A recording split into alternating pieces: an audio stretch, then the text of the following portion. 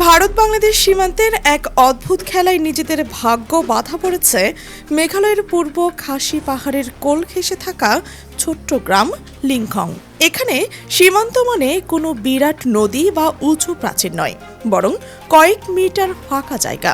ওপারে বাংলাদেশের ঘরবাড়ি, এপারে ভারতের জনপদ। রোজ সকালে সূর্য উঠলে ভারতের পাহাড় আলোয় ভরে যায়, আর রাত নামলেই ওপার থেকে ভেসে আসে বাংলাদেশের চেনা গান আর কোলাহল। এমন এক সন্ধিস্থলে বাস করা মানুষগুলোর জীবন আজ এক ভয়ানক সংকটের মুখেই দাঁড়িয়েছে। এই সংকটে তাদের বাধ্য করছে পথে নামতে, হাতে মশাল নিয়ে প্রতিবাদ করতে। সকালটা ছিল শান্ত, কিন্তু হঠাৎ করেই সেটা উত্তাল হয়ে উঠেছে স্লোগানের গর্জনে। কারণ মেঘালয়ের বুক চিরে ভারত বাংলাদেশ সীমান্তে নির্মম কাঁটাতারের বেড়া তোলার প্রস্তুতি চলছে। আর ঠিক সেই মুহূর্তের লিংখং গ্রামের আপামর জনসাধারণ ফেটে পড়লেন। তাদের দাবি স্পষ্ট, আপোষহীন। যদি বেড়া দিতেই হয়, তাহলে তা দিতে হবে একেবারে জিরো লাইন বা আন্তর্জাতিক শূন্যরেখা বরাবর। তা না হলে রাতের অন্ধকারে নামলেই তারা নিজেদের চেনা মাতৃভূমি থেকে সম্পূর্ণ বিচ্ছিন্ন হয়ে এক ছিটমহলে বন্দি জীবন কাটাতে বাধ্য হবেন। আন্তর্জাতিক সীমান্ত আইনের জটিল জালে আটকা পড়েছে এই জনপদের ভাগ্য। নিয়ম অনুযায়ী শূন্যরেখা থেকে অন্তত 150 গজ ভেতরে ভারতের মূল ভূখণ্ডের কাঁটাতারের বেড়া নির্মাণ করার কথা। কিন্তু এই নিয়ম কঠোরভাবে পালন করতে গেলেই ঘটতে পারে এক ট্র্যাজেডি। লিংখং গ্রামের ঘরবাড়ি, চাষের জমি, মানুষের স্বপ্ন সবকিছুই চলে যাবে কাঁটাতারের ওপারে, ভারতের সুরক্ষা বলয়ের বাইরে। এই আশঙ্কা এখন বিষাদ আর ক্ষোভের জন্ম দিয়েছে সীমান্তবাসীর মনে। করোনা মহামারীর সেই কঠিন দিনগুলোর কথা এখনো ভোলেনি গ্রামবাসী। তখন নিজেদের সুরক্ষায় তারা নিজেরাই বাঁশ দিয়ে এক অস্থায়ী প্রাচীর তৈরি করেছিল, যা দিয়ে গ্রামটিকে বাংলাদেশ থেকে প্রকৃতির সঙ্গে লড়াই করে টিকে থাকা সেই সরল মানুষগুলো কখনো ভাবতে পারেনি যে একদিন খোদ রাষ্ট্রই তাদের এক লোহার খাঁচায় বন্দি করে নিজেদের দেশেই পরবাসী বানিয়ে দেওয়ার ছক কষবে। বিক্ষোভের তীব্রতা ছড়িয়ে পড়ার পর লিংখং গ্রামের প্রধান রামু সংবাদ মাধ্যমের সামনে এলেন। তার চোখে ছিল পুঞ্জীভূত ক্ষোভ আর আকুতি।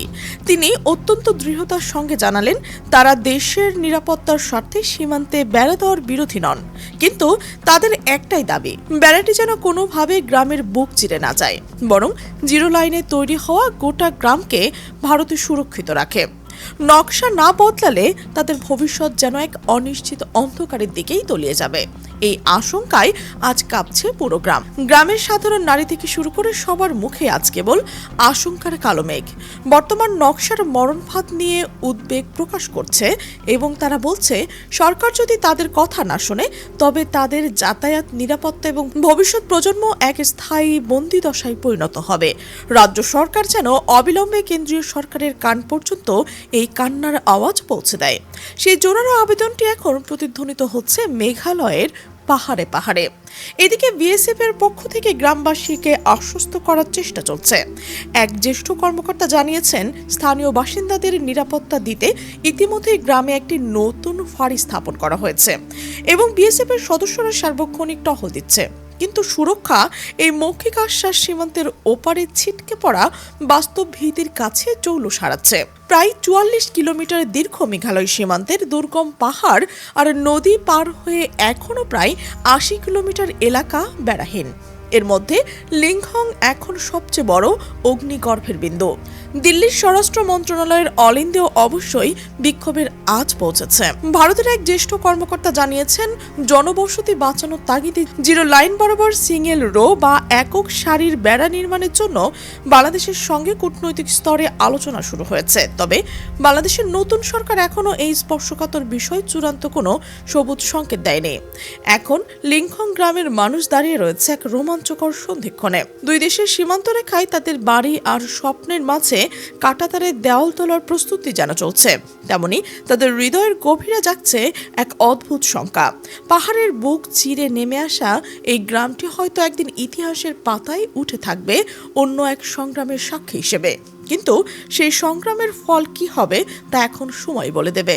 প্রিয় দর্শক, আপনি এই সার্বিক পরিস্থিতিকে কিভাবে দেখছেন? অবশ্যই আপনার মতামত কমেন্ট বক্সে জানান। আর আপনি যদি এই চ্যানেলে নতুন হয়ে থাকেন, সাবস্ক্রাইব করে বেল আইকনটি অন করে রাখুন, যেন আমাদের বিশ্লেষণধর্মী প্রতিবেদন সবার আগে আপনার কাছে পৌঁছয়। আমাদের সাথে থাকার জন্য ধন্যবাদ।